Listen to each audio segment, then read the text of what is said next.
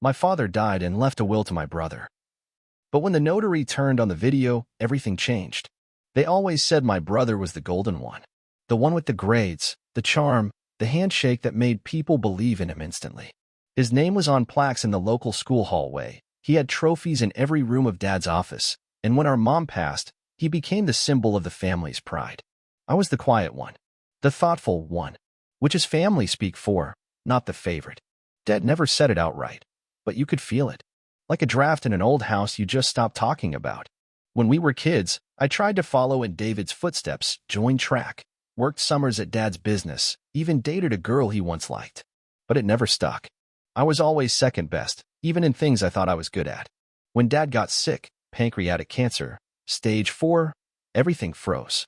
I came back from out west to help. David stayed close, handling big picture stuff, as he put it. I took care of the day-to-day. Hospital visits, meds, organizing bills. I didn't complain. Not really. He was the heir. I was the help. That's how it had always been. But when Dad died last month, I really thought maybe things would be different. We sat in the lawyer's office the day after the funeral. The air still smelled like lilies and stale coffee. I wore the same suit I'd worn to the service, wrinkled and a size too tight. David, of course, looked flawless. Fresh shave. New blazer. The notary, Mr. Feldman, had been Dad's attorney for over 2 decades. Old school guy. Still used a fountain pen and wore those gold-rimmed glasses that made him look like he belonged in a different century. "Thank you both for coming," he said, folding his hands. "Your father's will is fairly straightforward, but per his instructions, we will also be watching a recorded message he made during his final days." My stomach turned. David leaned back like he was settling in for a show. The official documents state that all holdings, properties, and liquid assets, including the family business, are to be transferred to David. I didn't move, didn't blink, just nodded. Of course. Why would I expect anything else? Feldman gave me a look, brief, sympathetic. "Now," he continued, "your father also left behind a video, which he requested be played only after the will was read in full. He inserted a USB stick into a small TV on the corner shelf. The screen flickered to life. There was Dad, gaunt, pale, but clear-eyed and calm. 'If you're seeing this,' he said, 'then I've gone. First of all, I love you both. In my own flawed way, I always did. David, you were always the leader. People listened to you, followed you. And Sam," he paused, and for a second I swore his lip quivered, "you were the soul of this family, whether anyone ever said it or not." David shifted uncomfortably. "I've made a choice," Dad continued. "And I know it's not what either of you expected. But choices have consequences. And I've documented everything. Mr. Feldman has the rest." The screen went black. David frowned. "What does that mean?" Feldman looked suddenly more alert. He opened a second envelope, previously untouched. "Your father left a supplementary file, sealed until this point. It includes a letter addressed to the state registrar and a private account key." David's voice rose. "Wait, are you saying there's another version of the will?" "No," Feldman said slowly. "But I am saying your father had more to say than he put in writing." I leaned forward. Feldman met my eyes. "Would you like to know what's in the file?" I nodded. David didn't. "Very well," Feldman said. "But be aware, once we open this, the contents become official record." I could feel the air in the room shift. Like the walls themselves were holding their breath. Feldman broke the seal. And just like that, the story we thought we knew began to unravel. Feldman pulled out a yellowed, handwritten document from the envelope, not typed, not notarized, just ink and old paper. His hands were steady, but his eyes flicked up at us more than once. David had gone rigid. I stayed still, though I could feel the skin on my neck tightening like a pulled thread. "This letter," Feldman began, "was written 6 days before your father passed. He requested it be read aloud in full." He cleared his throat. "To whom it may concern. If you're reading this, then my boys are sitting in front of you, probably wondering why I've made the decisions I have. I won't apologize. I had my reasons, and if nothing else, I hope this sets the record straight. David, I gave you the business because you expected it, and expectations can be dangerous things. Sam, I left you something far older, and in many ways, far more important. Enclosed is the key to his safety deposit box at Newberry Bank. Inside, you'll find a ledger. Not a financial one, a personal one. It holds the truth. About this family. About where we come from, and more importantly, who we really are. Feldman folded the paper and looked at me. I've also been instructed, he said, to give you this. From a small side drawer, he pulled out a simple brass key with a tag. Newberry Branch, box number 311. David made a sound, something between a scoff and a snort. Dad always loved his dramatics, he muttered. A mystery box? Come on. I took the key. Newberry was 2 towns over. An old bank with wood-paneled walls and a vault that smelled like damp concrete. The manager was expecting me. Box 311, he said, glancing down at the key, then at a signature page. Yes, we've had this one for decades. He led me through 2 security doors and down into the vault.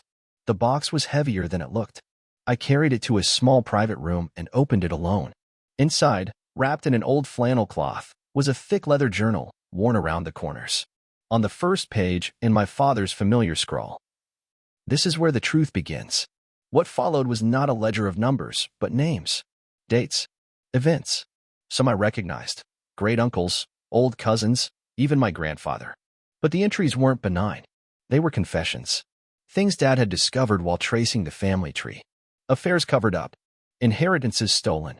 Even a lawsuit buried in the 1970s when Grandpa allegedly swindled a business partner and used the money to buy the house David now lived in. Then came the part that stopped my breath. David was never supposed to inherit the business. That was my mistake. Years ago, after your mother passed, I got weak. David was already pulling away, talking about moving out west, starting something on his own. I made him partner just to keep him close. But when I uncovered the truth about his birth, the next few lines were scratched out so violently the paper had nearly torn. I sat back. The room spun for a second. Back in the vault, I asked the manager if I could scan the pages. He nodded and brought me a secure scanner. I sent copies straight to Feldman. The reply came 2 hours later. This changes everything. We need to meet again. Privately. And that was when I knew this wasn't just about a will. It was about a lie that stretched back generations.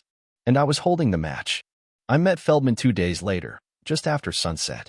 His office was closed for the holidays, but he let me in through the side door with a glance that said he hadn't slept much.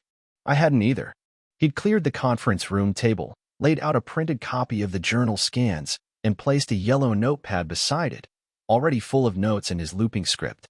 This is more than legacy drama, he said, without preamble. This is structural fraud. If your father hadn't documented it in such detail, I'd have thought it was fiction. I sank into the chair across from him. What happens next? Feldman tapped the ledger.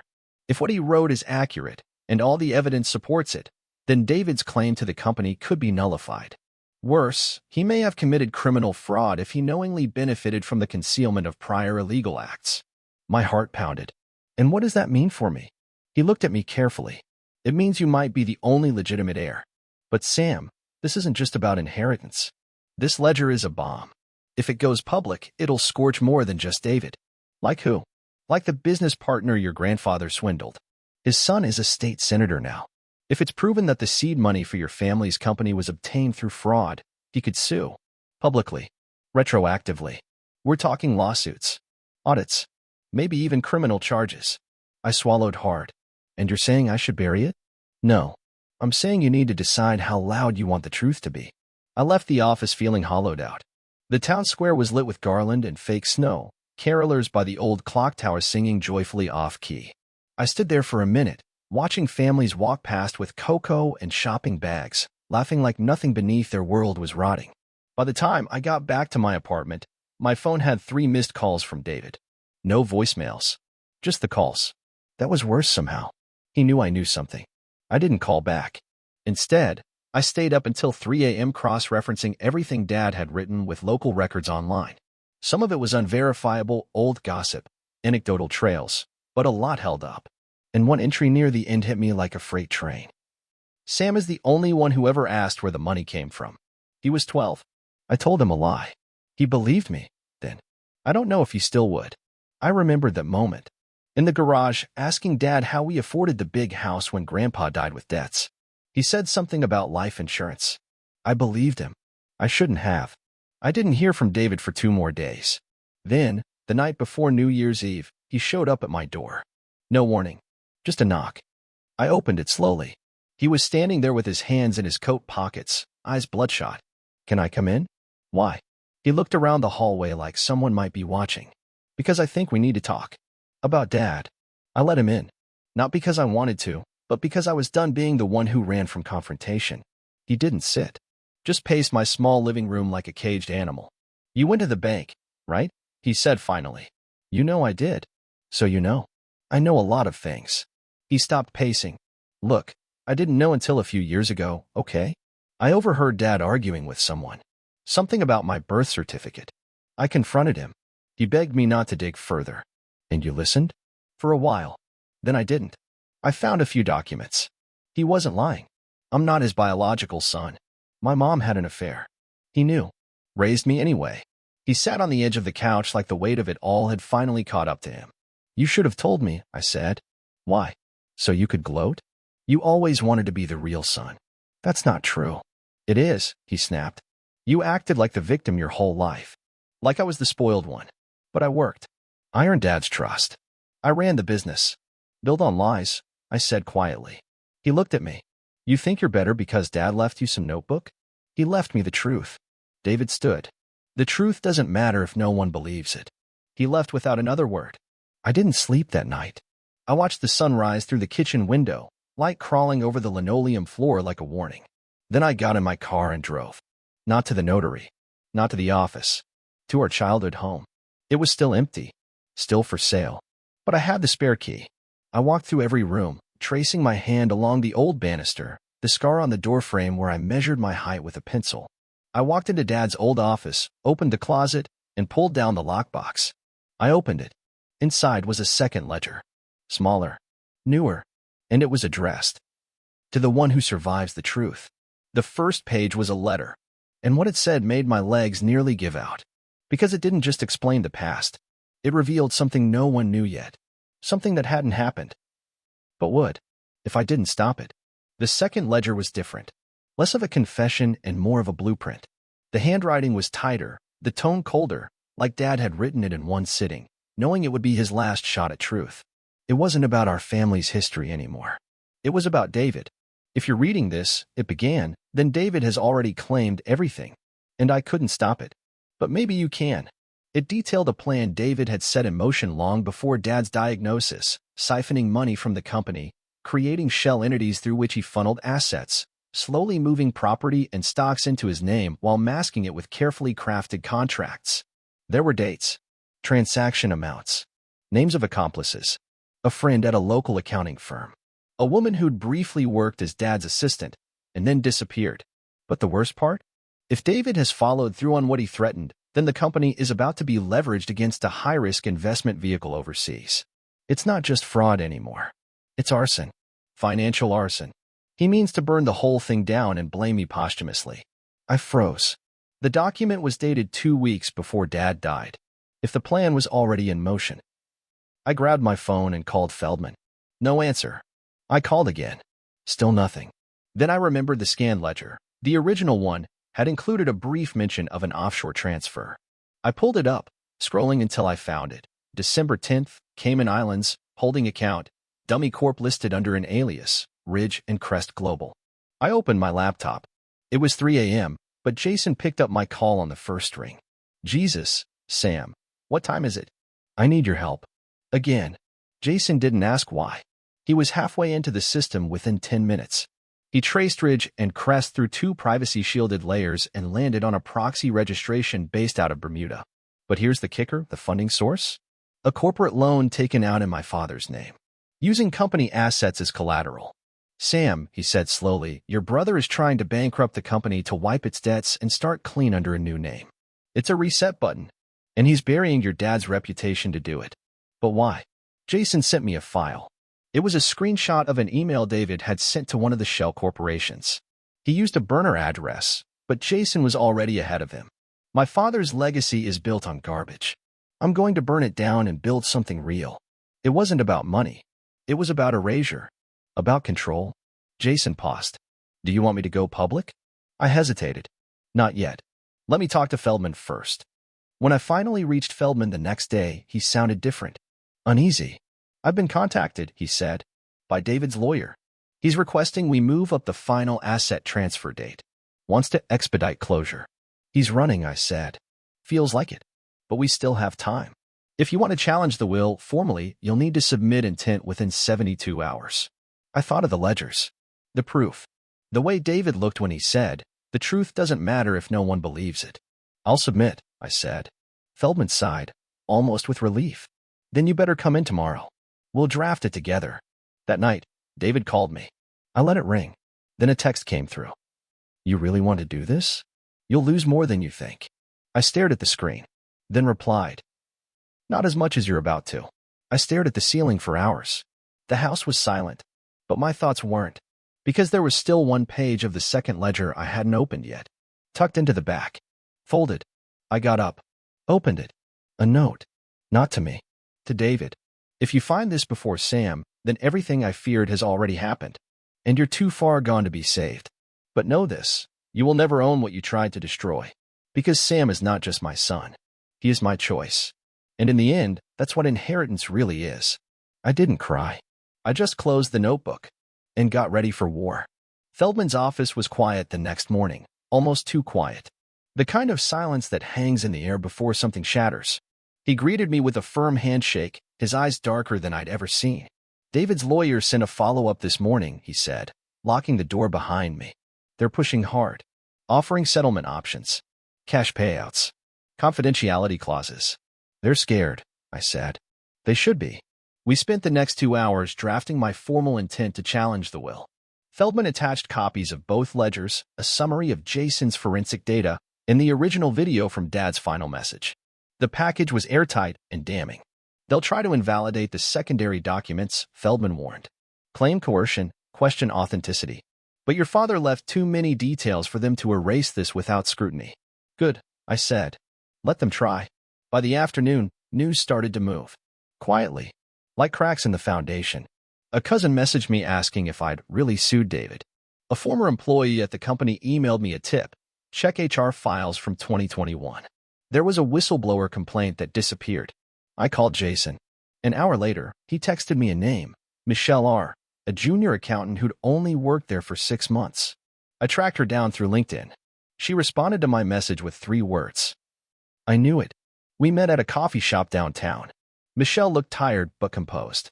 She brought a flash drive and a folder of printed emails. "This is everything," she said, sliding it across the table. I reported suspicious entries tied to consulting contracts that didn't exist. David fired me 2 weeks later. Said I violated confidentiality. But I knew something was wrong. I just didn't know how big it was. "You were right to keep it." "I didn't do it for you," she said. "I did it for your dad. He was kind to me. Treated everyone the same, janitor or executive. David, not so much." I nodded. "Then let's make this count." Feldman filed the motion at 9 a.m. the next morning. By noon, the company's board of directors had been notified. The storm hit hard and fast. My inbox flooded. So did the family group chats.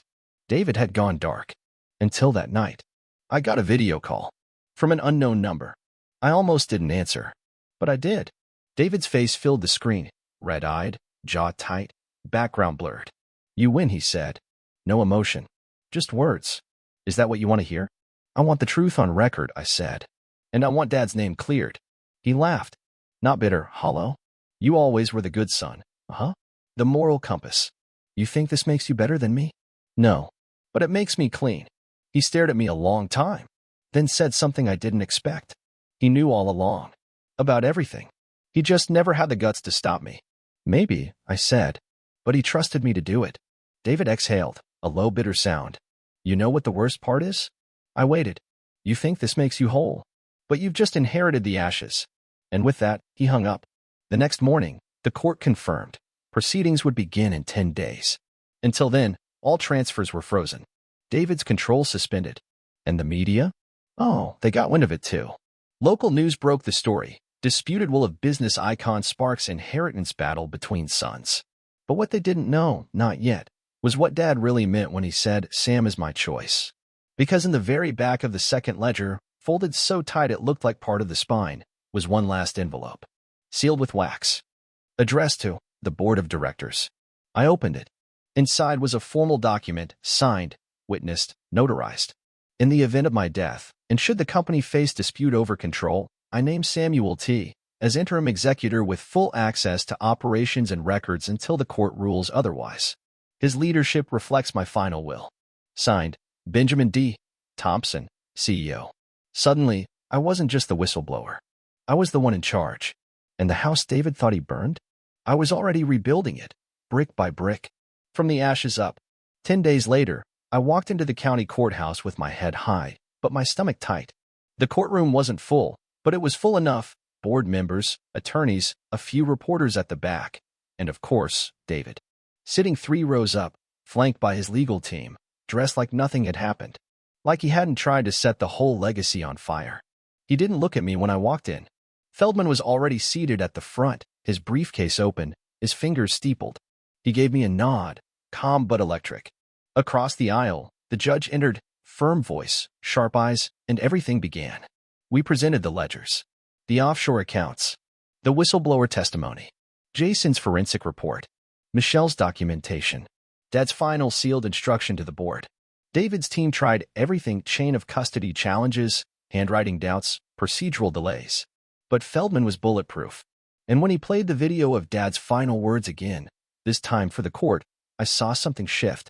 Even David's lead counsel leaned back. Samuel was always the one who asked where the money came from. The judge called for a recess. During the break, David finally spoke. "You think this makes you the better son?"